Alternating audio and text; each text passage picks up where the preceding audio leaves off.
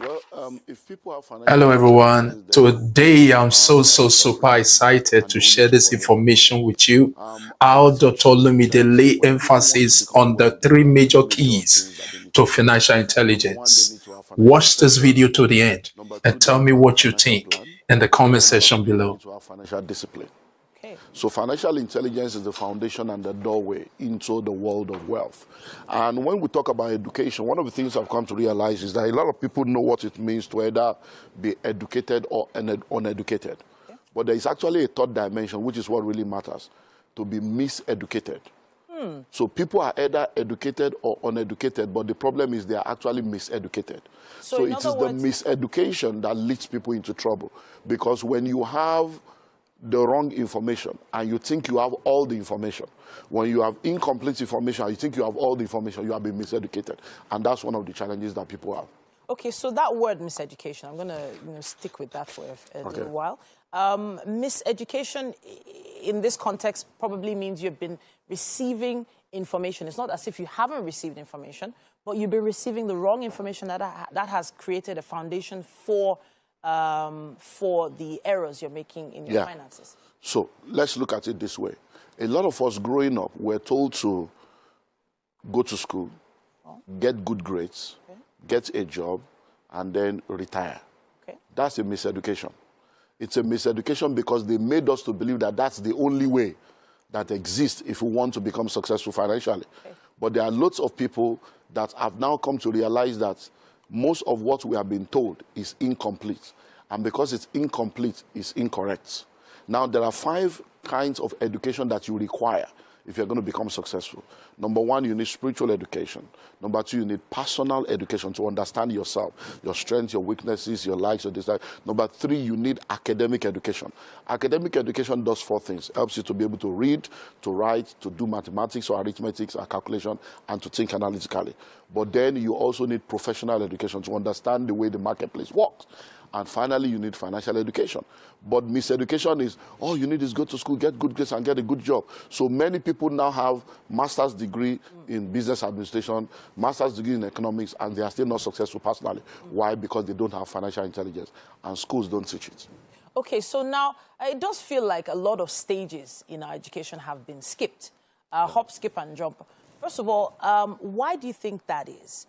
That after decades of having at least certain levels of exposure over the internet, a lot of teachers, coaches like yourself have come about. Why do you think it's not being absorbed by the people that financial literacy, financial education and information? Well, it's because those that manage the educational system don't know better.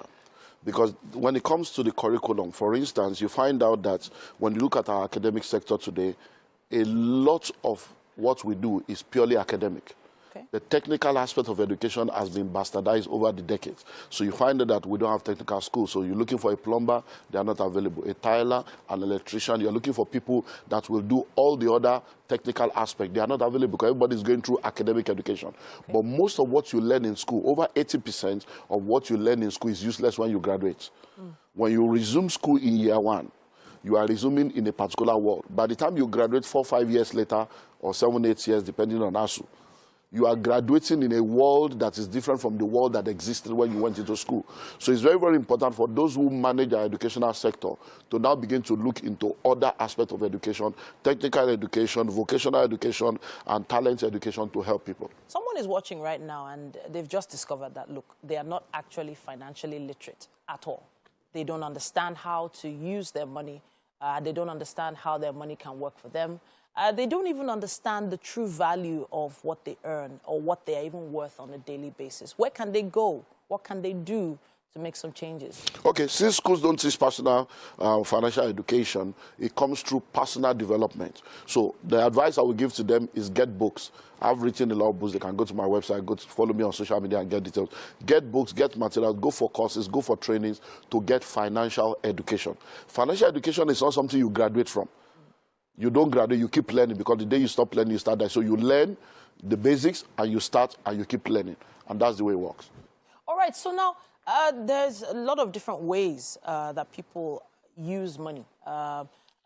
people don't understand money yet. But the truth is, as they're reading, as they're going along, people are more focused on making money. So understanding money doesn't essentially mean that you're going to make money almost immediately, right? But for those watching right now who want to focus on making money, what would you advise? Now, the first thing you need to do is get financial intelligence.